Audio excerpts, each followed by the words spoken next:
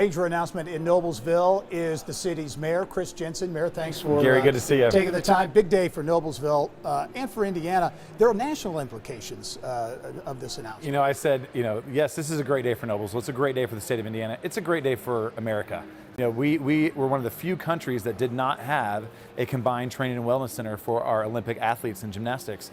That changes today. And so we're going to combine, currently the girls train in Texas, boys are in Colorado, rhythmics in Chicago. That's all going to be combined here to Central Indiana and Noblesville, Indiana. From a business standpoint, economic development, the prospect of that kind of input here is attractive. Well, it plays into our calculation, right? We need to make sure that we have a solid ROI when we make investments like this. And the fact that USA Gymnastics is going to drive about 22,000 heads and beds every year to Central Indiana, and that's a big deal. And then overall tax incentives and the economic condition that you mentioned, they're going to drive tourists and revenue right here to the Hoosier State, and that plays a big part into our calculations. Talk about national implications. There was national competition that Noblesville faced to get this, including Colorado Springs and Frisco, Texas, an emerging sports center as well. And I think this shows today that we can compete with the big dogs.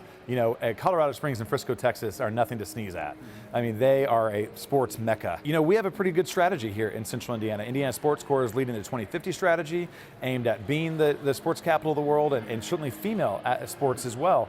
And we're showing today that we can play in that space, and we're going to continue playing in that space. We were talking earlier, very competitive situation. You said you almost lost the deal this summer. Yeah, this summer, we knew we were up against some big fish, and the state of Texas and the state of Colorado put in some additional incentives towards the end. Indiana, as a state, declined to do that, and I respect that, but that just puts more pressure on us locally to step up that much more, and we've decided that, we're going to continue to help lead economic development for the entire state as local cities going forward.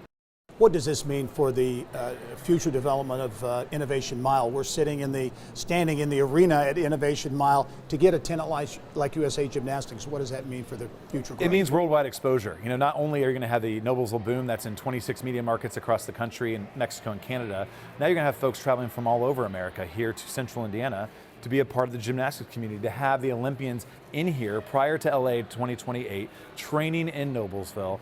It's just going to continue to show a spotlight on Central Indiana.